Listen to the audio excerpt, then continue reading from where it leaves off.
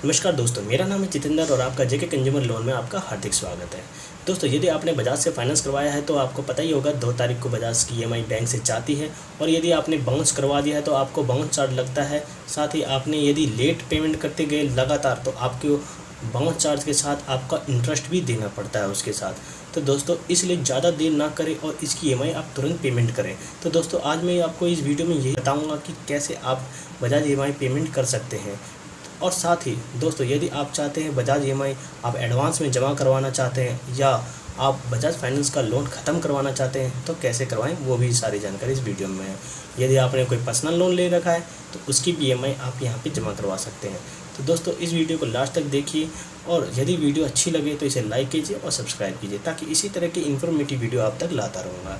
तो शुरू करते हैं वीडियो को। दोस्तों, सबसे पहले हमें पेटीएम पर जाना है।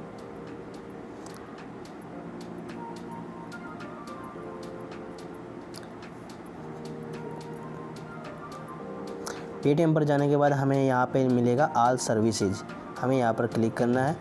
यहाँ पे पहले ही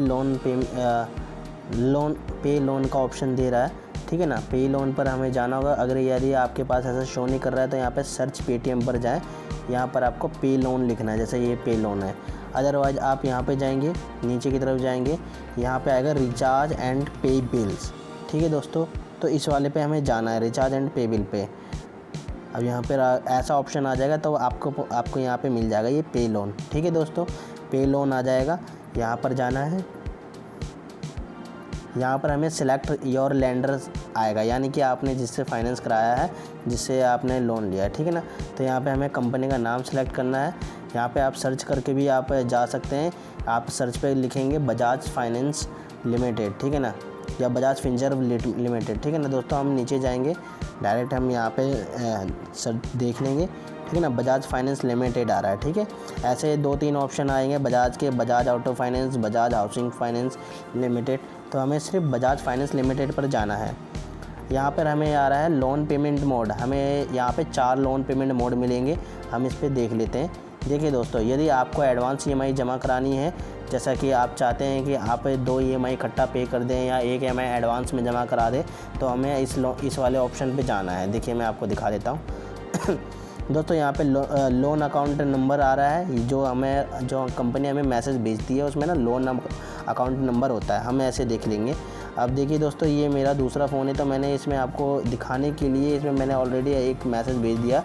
देखिए, इस तरह का कुछ मैसेज आएगा आपको कंपनी से, जिसमें आपकी किस्त लिखी होगी। जैसे मेरी यहाँ पे 1750 रुपये की है और ये लोन नंबर है 401 से लेकर ये जो 096 दिख रहा है यहाँ तक का एक लोन नंबर होता है, ठीक है। ये मैंने अलग से इसको लिख रखा है, ठीक है ना। मैं इस पर इसे कॉपी कर लेता हूँ, ठीक है।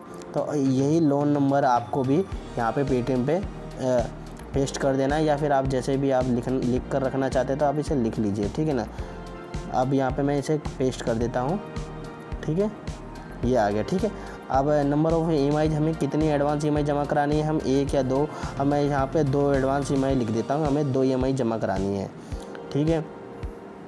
अब देखिए दोस्तों, मेरी 1750 रुपये की किस्त है। मेरी टोटल जो अभी तक ड्यू ईएमआई है 3 ईएमआई है, यानी कि हमारी जो मेरी 3 ईएमआई है वो फ्यूचर में कटेगी, जिसमें से मैंने 2 ईएमआई एडवांस में अब यहाँ पे जमा करा रहा हूँ, जो कि टोटल 3500 रुपये होती है, ठीक है। यदि मैं आगे प्रोसीड टू पे करूँगा तो पेमेंट हो जाएगा, ठीक है।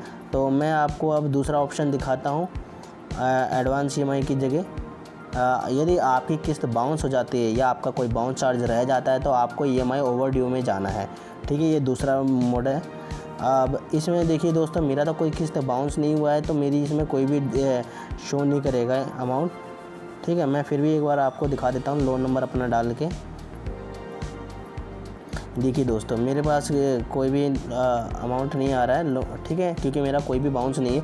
यदि आपकी किस्त बाउंस होती है और कोई बाउंस चार्ज रह जाता है तो इसमें आपका ईएमआई आ जाएगा, यदि आपकी ईएमआई रहेगी ये पेंडिंग, और यदि बाउंस चार्ज है तो बाउंस चार्ज आ जाएगा, नहीं तो दोनों चीज़ें एक साथ आ जाएगी आपकी, ठीक है ना। और कितना बाउंस चार्ज इसमें लगा है वो भी आ जाएगा, ठीक है दोस्तों। तो इसी तरह प्रोसीड टू पे लोन का आएगा तो आगे प्रोसीड टू पेमेंट अमाउंट कर दीजिएगा, ठीक है। अब यहाँ पर हम तीसरे मोड पर आते हैं। तीसरे नंबर पे यहाँ पे फोरक्लोजर लिखा आ रहा है, ठीक है दोस्तों। ये जो फोरक्लोजर है, फोरक्लोजर का मतलब है आप लोन को पूरा ख़त्म कर देंगे, ठीक है ना। यानी कि आपका कोई भी लोन जो जितना भी आपका लोन EMI रह रहा है, ठीक है ना, वो आप टोटल यहाँ पे पेमेंट कर देंगे।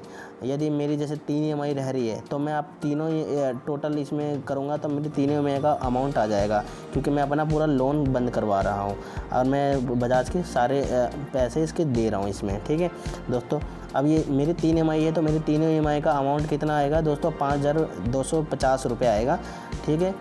अब मैं यहाँ पे देख लेता हूँ। देखिए दोस्तों, यहाँ पे आ रहा है नंबर ऑफ़ EMI पेड, मैंने कितनी पे कर चुका हूँ, 5 आ रहा है। मेरी 8 किस्तें बनी थी तो 3 ड्यू रह रही थी और तीनों ड्यू का आना चाहिए था 5250 रुपये, बट कंपनी ने 10 रुपये इसमें छोड़ दिया है, क्योंकि जो अगर हमारे पे कुछ थोड़ा बहुत भी इंटरेस्ट वगैरह लग रहा है तो वो इसमें डिस्काउंट कर देता है। और ये देखिए 5240 रुपये हो गया है। मैं प्रोसेस तो पे करूँगा तो मेरा जो लोन पूरी तरह से ख़त्म हो जाएगा और जो इसका इनवॉइस आएगा, यानी कि आप जो पेमेंट करते हैं उसकी रसीद मिलती है, वो भी पेटीएम देता है इसमें, ठीक है ना।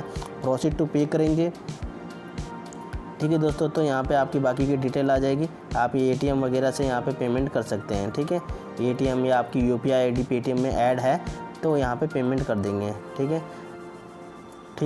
अब यहाँ पे मैं फोरक्लोजर की जगह अब मैं चौथा पेमेंट मोड बता रहा हूँ दोस्तों। ये जो चौथा पेमेंट मोड है ये पार्ट पेमेंट है। इसमें हम तभी पेमेंट कर सकते हैं यदि हमने बजाज से फाइनेंस से कोई लोन ले रखा है, पर्सनल लोन जैसे, ठीक है दोस्तों। पर्सनल लोन यदि आप ले रखते हैं तो उस पर एक इंटरेस्ट लगता है।